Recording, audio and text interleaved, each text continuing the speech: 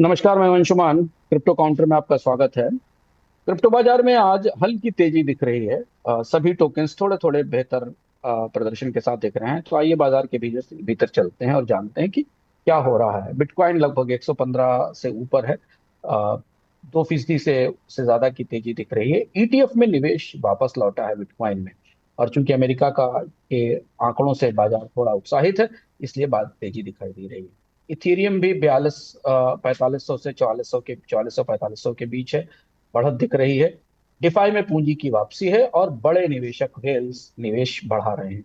Solana पर rally दिखी है 5 से 6% की। डिफाई में रिकॉर्ड 12.3 बिलियन डॉलर का टीवीएल दिखा है। एनएफटी और ट्रांसफर से तेजी आई है। पॉलीगॉन 4% ऊपर है, नए इंटीग्रेशन है, लेकिन अभी $1 से नीचे बना हुआ है।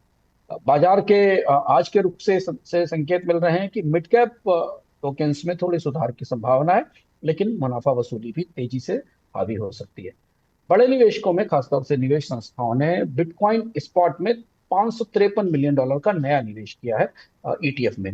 ब्लैकलॉक और फिडेलिटी इसमें सबसे आगे हैं, जिनका नया निवेश बिटकॉइन स्पॉट ईटीएफ में दिखाई दे रहा है। जेमिनी एक्सचेंज का आईपीओ करीब $28 प्रति शेयर पर खुला है।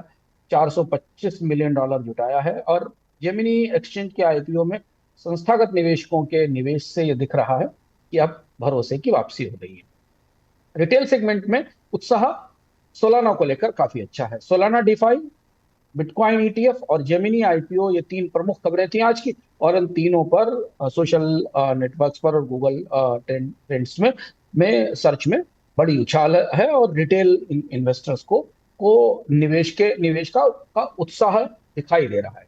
पॉलीगॉन सोलाना को लेकर भी सोशल चर्चा है, लेकिन मीम टोकन अपना असर खो रहे हैं। रेगुलेटरी स्तर पर दो महत्वपूर्ण अपडेट है, एक अमेरिका से और एक यूरोप से। पहले अमेरिका का अपडेट लेते हैं। सिक्योरिटी एक्सचेंज कमीशन के चेयरमैन पॉल एटकिंस ने प्रोजेक्ट क्रिप्टो लॉन्च कर दिया है। और प्रमुख एसईसी का प्रमुख प्रोजेक्ट है, जो पूरे क्रिप्टो रेगुलेशन को एक साथ जोड़ता है। क्रिप्टो एडॉप्शन, ईटीएफ कंप्लायंस और नए एक्सचेंजेस के लिए नए नियम लेकर आता है। बाजार इसका इंतजार कर रहा था, और इसलिए भी हमें आज क्रिप्टो मार्केट में थोड़ी तेजी दिखी, क्योंकि एक रेगुलेटरी ट्रिगर भी आ गया है। इधर ईयू में, यूरोपियन यूनियन में माइका के जरिए मनी लॉन्ड्रिंग और केवाईसी के नियम सख्त किए गए हैं। गुमनाम क्रिप्टो का इस्तेमाल अब पूरी तरह बैन कर दिया गया है। और हर यूजर और वॉलेट की पहचान जरूरी कर दी गई है। एक्सचेंज में हमने जेमिनी के आईपीओ पर चर्चा की। नास्डैक नेस्डैक पर आईपीओ का डेब्यू हुआ है। और जेमिनी अब इस समय अब तक का अमेरिका का सबसे बड़ा प्योर क्रिप्टो एक्सचेंज बन गया है, जो केवल क्रिप्टो की ट्रेडिंग करता है। सोलाना का टीवीएल बढ़ा है, नया ऐप लॉन्च हुआ है। और क्रॉस चेन इंटीग्रेशन हो रहा है। दो तीन अलग अलग ब्लॉकचेन्स के बीच में इंटीग्रेशन है, जिसका फायदा सोलाना को मिल रहा है। पॉलीगॉन ने एशिया में नए भागीदारों की तलाश की है। डिफाई स्टेबल कॉइन और वेब3 की दुनिया में डिफाई टीवीएल करीब करीब $130 बिलियन को पार कर गया है। इथेरियम, पॉलीगॉन में बड़े इन्वेस्टर्स आ रहे हैं और रिस्क लेने को तैयार हैं। मेकरडाओ और अवे जैसे प्रोटोकॉल पर लोन और डिपॉजिट में बढ़ोतरी दिखाई दे रही है। पूरा अगर आप बाजार में आज टोकन की कीमत से लेकर स्टेबल कॉइन वेब3 तक देखें, काफी सक्रियता दिख रही है जगह जगह, एक्सचेंजेस में लिस्टिंग से लेकर नए निवेश तक। तो यानी क्रिप्टो बाजार में थोड़ी तेजी लौटती, सक्रियता लौटती दिख रही है। इधर कानून, हैकिंग और जोखिम के मामलों में अमेरिका में क्रॉस चेन ब्रिज अटैक के दोषी दो ऑपरेटर पकड़े गए हैं। और इनसे $42 मिलियन की रिकवरी की गई है। डीफाई टोकन प्लेटफॉर्म्स को राहत मिली है। क्रॉस चेन ब्रिज अटैक क्या है, इस पर हम आगे बात करेंगे क्रिप्टो ज्ञान में।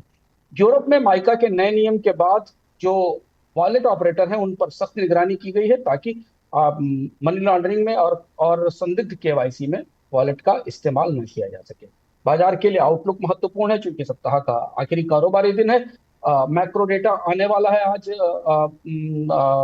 अमेरिका का, जिस पर असर रहेगा। ईटीएफ में निवेश बढ़ रहा है।